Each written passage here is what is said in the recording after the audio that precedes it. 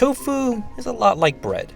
Sure, you can eat it by itself, especially if it's freshly made and steaming hot. Chances are, though, the tofu you can get is cold, wrapped in plastic, and doesn't taste like anything. But also like bread, tofu is basically a white canvas for you to introduce, say, more exciting flavors and textures.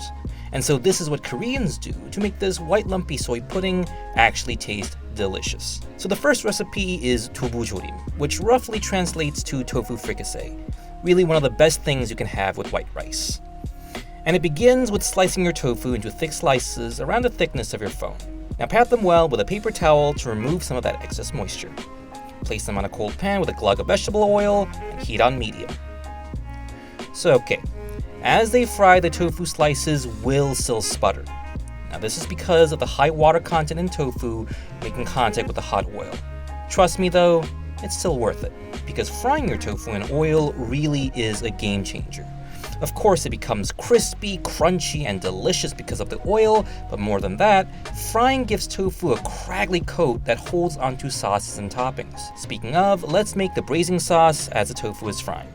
2 sprigs of spring onion, finely chopped. You can do the same to half an onion as well. Mince about 5 or 6 garlic cloves or a generous tablespoon.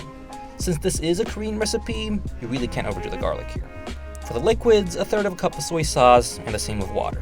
Then 1.5 tablespoons of gochugaru, or Korean chili powder. If you can't get the stuff, you can also use dried Aleppo pepper. 1 tablespoon of sugar and a tiny sprinkling of MSG if you're naughty. Oh, I almost forgot. 1/2 tablespoon of toasted sesame seed oil for a more traditional umami flavor. There. Back to the tofu. Careful not to burn them, but frying them from a cold pan takes a long time anyways, so no worries there. Flip them once the bottom becomes golden brown and fry the other side as well. When both sides are fried and crispy, turn down the heat and pour over the sauce. Now swivel the pan a bit to cook out the raw vegetables, around 3 minutes, medium to low heat. Spoon some of that delicious sauce onto the tofu so they can all soak it up.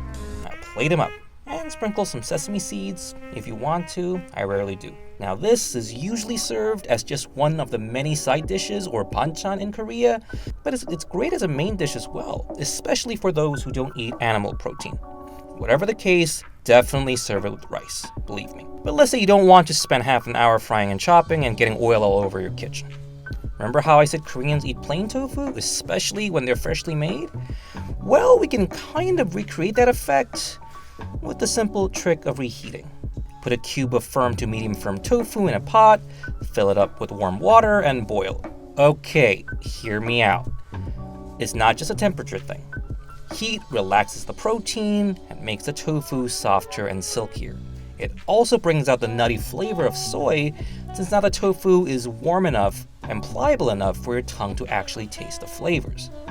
But be careful, don't boil it for too long, since high heat can make the tofu tough and grainy. Take it out as soon as you see the pot reaching a gentle boil. As the tofu cools down a bit, I'll show you a common accompaniment to it. Take a couple of strips of pork belly and slice them to the size of raffle tickets. Of course, you can substitute the pork with any protein you like or not put any in.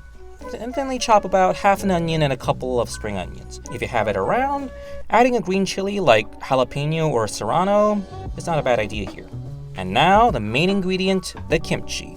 For this dish, the funkier and older, the better. Actually, that's a rule for any dish that involves cooked kimchi.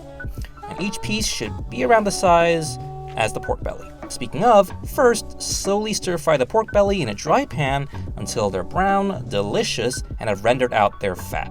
Now, in that fat, we are frying our kimchi just to take a little bit of that acidic edge off. While you're at it, you can also add in a pinch of sugar for the same effect. Throw in the chopped veggies and adjust your seasoning if your kimchi isn't salty or spicy enough. And finally, of course, that small drop of toasted sesame seed oil. Now you can pile on the stir-fried kimchi next to the sliced warm tofu, and you're good to go. This dish in Korean is 두부김치, which literally means tofu and kimchi. So yes, you could have just served raw kimchi with the tofu, people do, but that's the point. You can do as much or as little to the combination as you wish. It's simple, but so satisfying. Okay, but let's say you don't even want to turn on the stove. No problem. We'll make a tofu salad that actually tastes good and really put tofu at the forefront. Just take half a cube of soft or silken tofu and put it in a mixing bowl. Pour in a tablespoon of tahini or any other sesame paste you like, and the same of toasted sesame seed oil. Sugar and salt to taste. And just mash it all together really, until it turns into one beige mess. Throw in some microwave broccoli florets and mix some more. You can use any sturdy vegetables here really, spinach, green beans, kale, Brussels sprouts, you name it. Sprinkle in some sesame seeds, and there you go.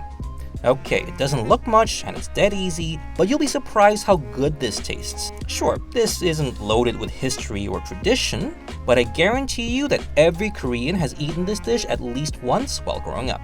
So here you are, 3 completely different Korean tofu recipes. Hopefully this will change your mind for all you tofu haters out there. Well, if not, hey, I tried.